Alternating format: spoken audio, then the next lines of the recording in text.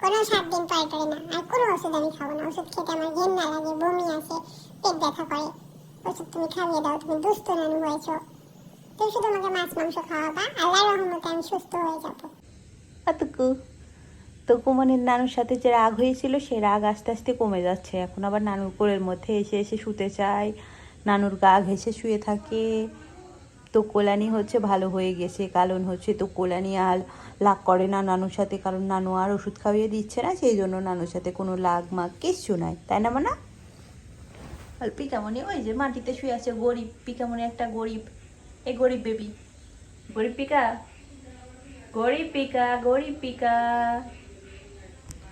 এই যে আমার বড় লোক তো কুলানি, এ তো আমার বড় লোক তো কুলানি।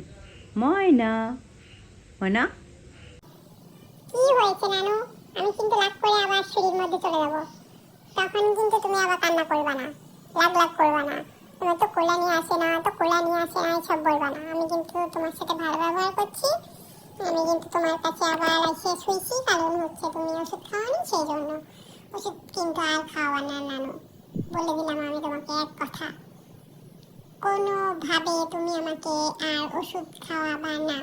ওষুধ খাওয়ালে আমি তোমার সাথে রাগ রাগ করে আবার চলে যাবো বাসা ছেড়ে। প্রয়োজনে আমি কালটুর সাথে গাছতলায় গিয়ে ঘুমিয়ে থাকবো।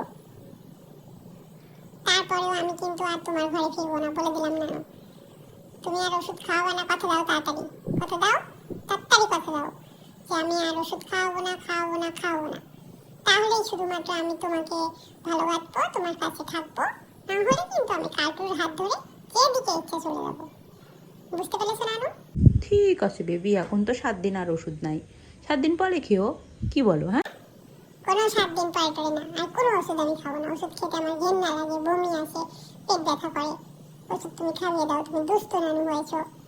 তুমি শুধু আমাকে মাছ মাংস খাওয়াবা, আল্লাহর রহমতে আমি সুস্থ হয়ে যাবো। দেখছেন আমি সুস্থ হয়ে গেছি, কি সুন্দর আমার আগের মতো হয়ে যাচ্ছে চেহারাটা। তুমি দেখতে পারো না আমি সাদা পরি?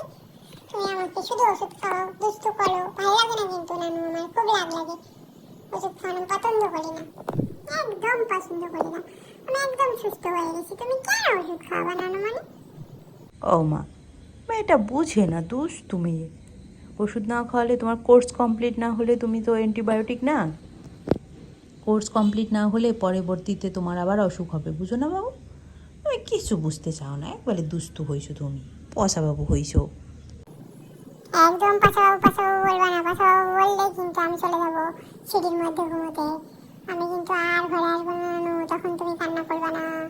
তুকুলানি ঘরে আয়, তুকুলানি ঘরে আয়, এইসব পচা কথা বলবা না, ঠিক আছে?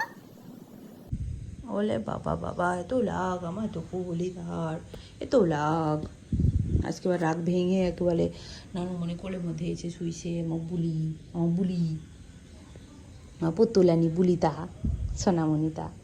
সবাই আমার সোনামণির জন্য অনেক অনেক দোয়া করে দিবেন, অনেক অনেক ভালোবাসা দিবেন, কারণ আমার সোনামণি ভালো হয়ে যাচ্ছে, সুস্থ হয়ে যাচ্ছে, আর আমার কাছে এসে আবার শুয়ে আসি, তোকো হয়ে বসে আসি, দেখতেই তো পাচ্ছেন। আর ওই যে মাম্মা দুষ্টু কী করছে, ওই যে মাম্মা দুষ্টু কী করছে, নিচে বসে আছে, পশু বেবি যে ও, পশু বেবি তাই নিচে বসে আছে, তাই না? তো কলানি, এই তো কলানি পিকামণি।